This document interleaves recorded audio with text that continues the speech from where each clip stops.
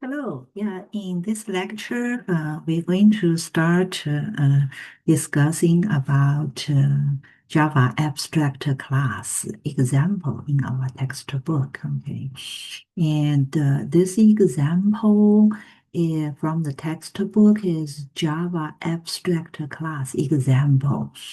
And we have two package, a resource package and a client package.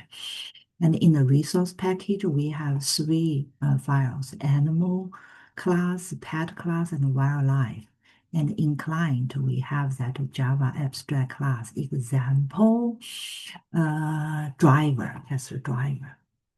So let's first, if you recall, in our abstract class slides, we discussed that UML diagram about this animal class. Okay, and animal class this time we defined as abstract class. So let's take a look. And it belongs to the resource package. And this time, the difference between our animal class with the previous chapter's animal class example is it's an abstract one, so it has a keyword abstract. And of the remaining parts are the same so far. Let's take a further look. If you recall, we said there is only one abstract method in animal class. So this eat method is an abstract one. If you take a look, no implementation.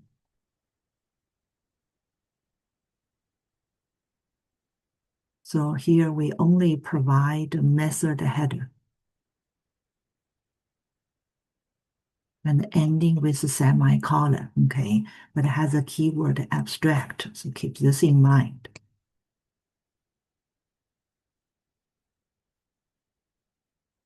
And then next, let's take a look at the pet class. So for the pet class, uh, similar pet class is a subclass of animal, so it has a keyword extends.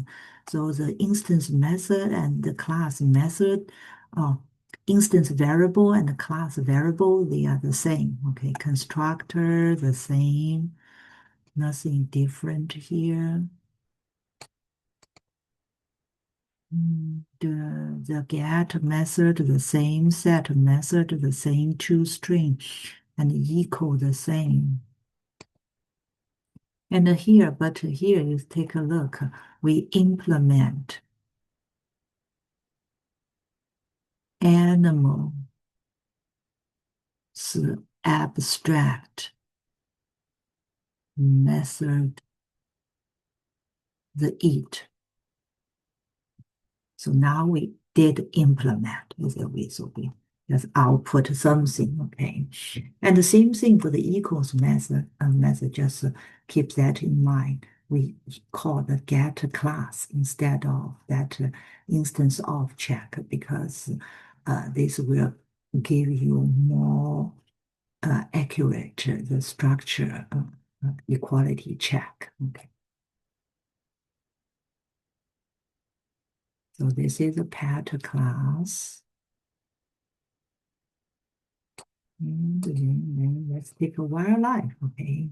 So similar, wildlife, also a subclass of animal. And the remaining pretty much the same as previous. And the same thing here. For the eat method, okay, we override the animal classes abstract. So we implement. When you implement, you also need to have this override annotation. Okay, not a lot of new thing we can see. So let's take a look at the driver part. For the test driver, it's in its own package client because we are going to use animal, pet, and wildlife. So we import the resource package. Okay. And first, the refuse. So this is a instance, an object of the pet class. Okay, pet class is concrete.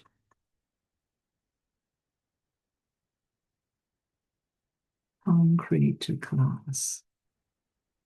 Okay, animal class, if you recall, it's abstract class.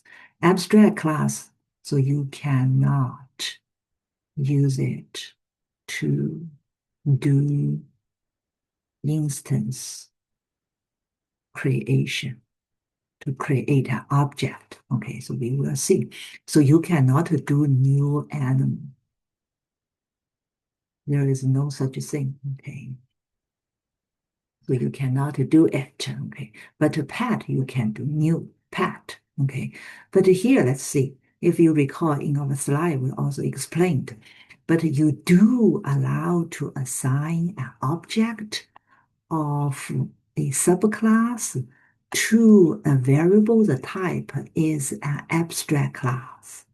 This is allowed because animal and pet are inheritance relationships. So this means there is a relationship. Okay.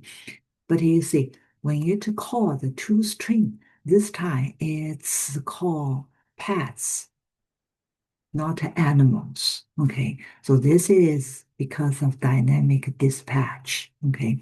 So it will follow the virtual table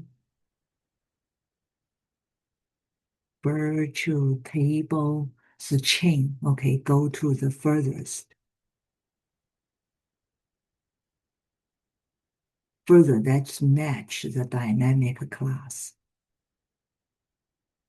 If you recall, okay, and then are these two the same? So here is a clone. Clone is you do the new with pat, okay, it's also pat. And this is a clone, and the other is the animal. So this is for reference. So reference equality check. So definitely shallow copy. So it's false, should be. Okay. And the equals, yes. So that's structural. So that's yes, because they have exact the same values for all of the instance variables.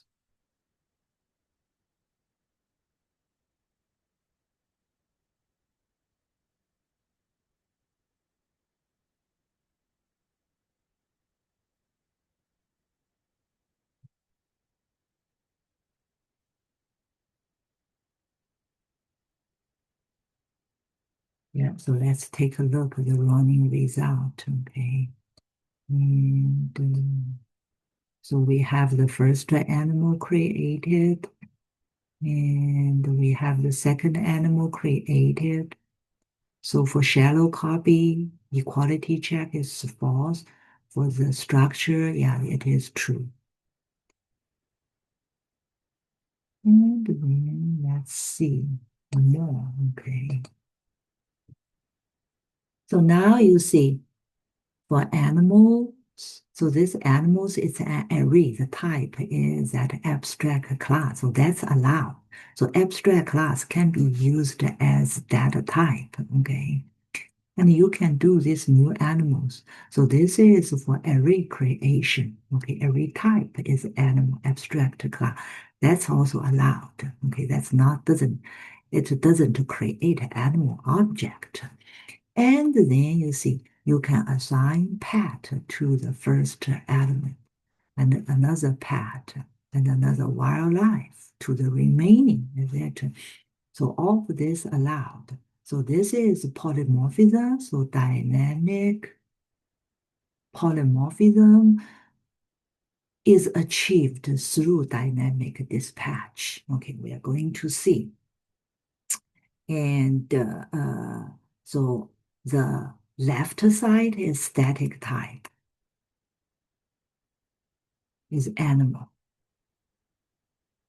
The right side, okay, they are dynamic class. The dynamic class are subclass. Subclasses is a concrete. And static type animal is abstract class type. Is it?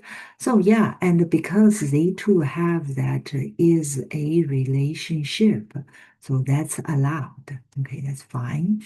And then we use this for each loop to loop through this animal array, is it? And then call the toString and also the eat method, is it?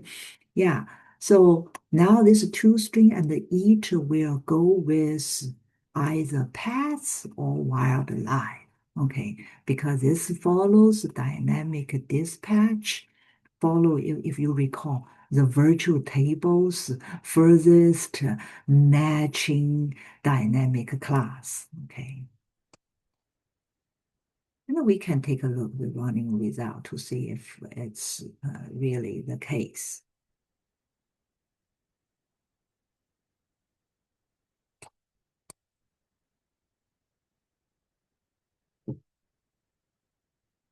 And if you recall, yeah, the first is pet, okay.